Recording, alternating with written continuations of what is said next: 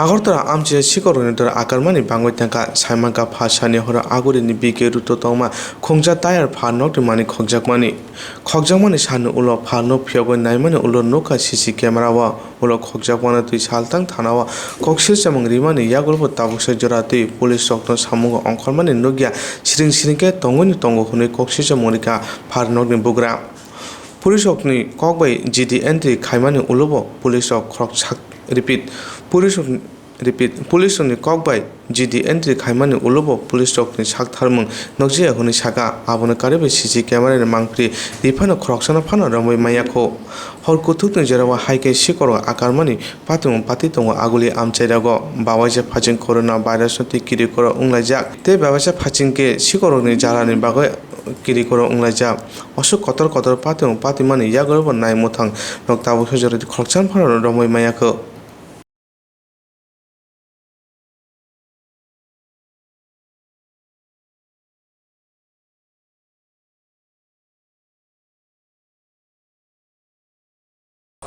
আমি royal marbles and টাইলসের ওনার বলছি।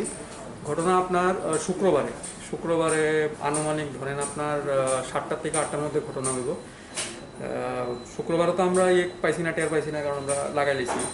তো সকালবেলা আমার যেখানে থাকে উনি নাইমা সেটা দেখলো যে এখান থেকে একটা ট্যাঙ্কি মিসিং আছে। তো আমরা ফুটেজ দেখলাম, ফুটেজের মধ্যে ক্লিয়ারলি আইছে যে এটা চুরি হয়েছে। তো আমরা সঙ্গে সঙ্গে এটা থানাতে জানাইলাম। থানাতে জানানোর পরে তারা কোন থানাতে জানান?